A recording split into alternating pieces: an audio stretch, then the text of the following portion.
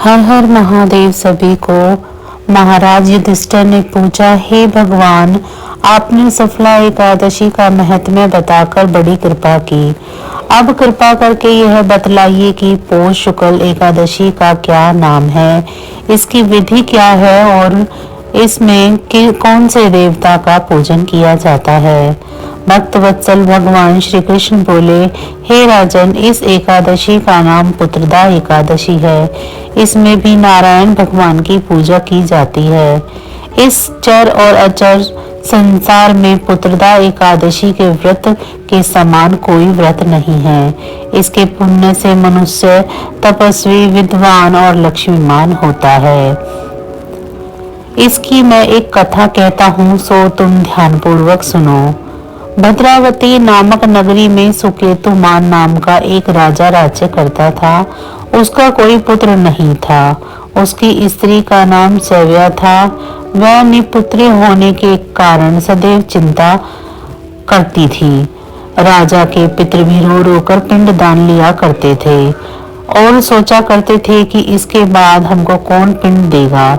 राजा को भाई, बांधव, धन, हाथी, घोड़े, राज्य और मंत्री, इन सब में से किसी से भी संतोष नहीं होता था। वह सदैव यही विचार करता था कि मेरे मरने के बाद मुझे कौन पिंडदान करेगा। बिना पुत्र के पितरों और देवताओं का ऋण मैं कैसे चुका सकूंगा। जिस घर में पुत्र ना हो उसे सदैव घर में अंधेरा ही लगता है। इसीलिए पुत्र प्राप्ति के लिए प्रयत्न करना चाहिए। जिस मनुष्य ने पुत्र का मुख देखा है वह धन्य है।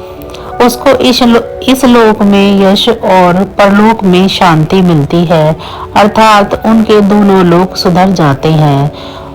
पूर्व जन्म के कर्म से ही इस जन्म में पुत्र, धन आदि प्राप्त होते हैं। राजा इसी प्रकार दिन रात चिंता में लगा रहता था। एक समय तो राजा ने अपने शरीर को त्याग देने का निश्चय किया, परंतु आत्मघात को महान पाप समझकर उसने ऐसा नहीं किया। एक दिन राजा ऐसा ही विचार करता हुआ अपने घोड़े पर चढ़कर वन में चल दिया तथा पक्षियों और वृक्षों को देखने लगा। उसने देखा कि वन में मृग, व्याघ्र,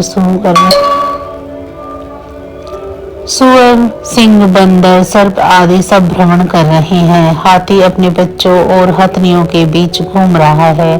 इस वन में कहीं तो गीदड़ अपने कर्कश स्वर में बोल रहे हैं, कहीं उल्लू ध्वनि कर रहे हैं।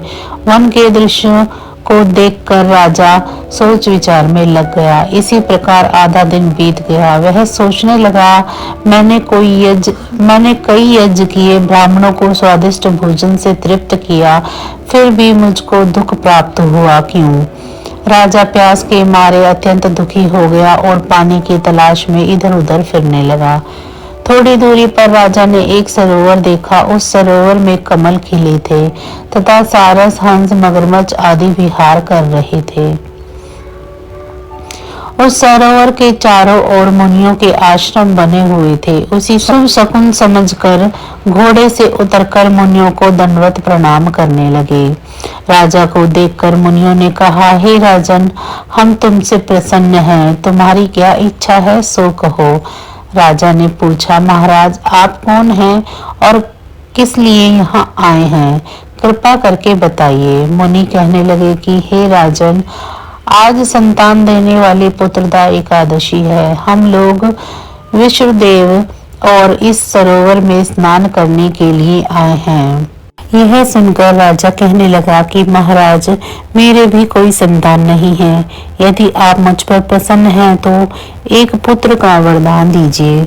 मुनि बोले, हे राजन, आज पुत्रदा एकादशी है, आप अवश्य ही इस व्रत को करें। भगवान की कृपा से अवश्य ही आपके घर में पुत्र प्राप्त होगा। मुनि के वचनों को सुनकर राजा ने उसी दिन एकादशी का व्रत किया और द्वादशी को इसका पारण किया। इसके पश्चात मुनियों को प्रणाम करके महल में वापस आ गया। कुछ समय बीतने के बाद रानी ने गर्भ धारण किया और 9 महीने के पश्चात उनके यहाँ पुत्र रतन प्राप्त हुआ। वह राजकुमार अत्यंत शूरवीर, यशस्वी और प्रजापालक हुआ। श्री कृष्ण बोले, हे राजन, पुत्र प्राप्ति के लिए पुत्रता एकादशी का व्रत करना चाहिए। जो मनुष्य इस महात्म्य को पढ़ता या सुनता है उसे अंत में स्वर्ग की प्राप्ति होती है। तो बस आज की जानकारी इतनी ही थी। फिर मिलेंगे हम आपको ऐसी ही किसी अन्य जानकारी के साथ। आप सभी का बहुत बहुत धन्यवाद।